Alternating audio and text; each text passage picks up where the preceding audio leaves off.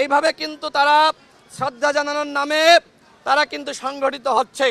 আমরা মনে করি আজকে এখানে জাতীয় পার্টি শহীদদেরকে শ্রদ্ধা জানানোর জন্য আসে নাই, বরং আওয়ামী লীগকে নিয়ে জাতীয় পার্টি শহীদদেরকে শ্রদ্ধা জানানোর নামে অপমানিত করার উদ্দেশ্যে এখানে এসেছে।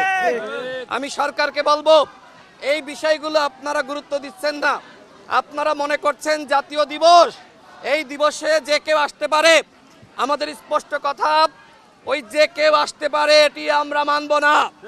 আমার ভাই হাদি হাসপাতালের বিছানায় কাতরাচ্ছে, আজকে তাকে হত্যার উদ্দেশ্যে গুলি চালানো হয়েছে।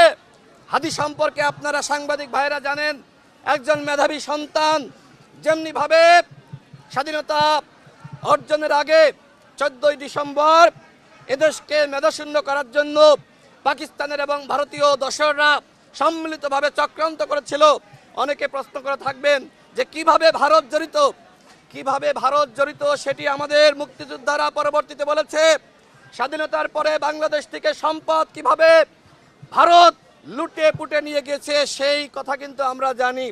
ঠিক একইভাবে স্বাধীনতার পরে যাতে আমরা সবসময় ভারতের কাছে মাথা নত করে থাকি, বাংলাদেশ কখনোই মেরুদণ্ড সোজা করে দাঁড়াতে না পারে, সেজন্য ওই স্বাধীনতার কাছাকাছি সময়ে ভারত কিন্তু চক্রান্ত করেছিল বাংলাদেশকে মেধাশূন্য করার।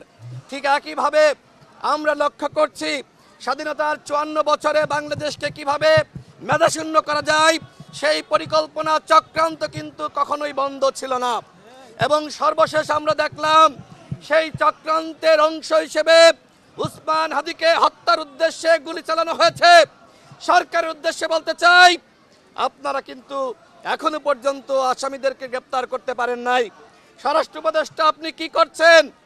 আপনি যদি এইভাবে দায়িত্ব পালন করতে না পারেন, দায়িত্ব ছেড়ে দেন। প্রয়োজনে ছাত্র জনতা ঠিক করবে বাংলাদেশের স্বরাষ্ট্র উপদেষ্টাকে।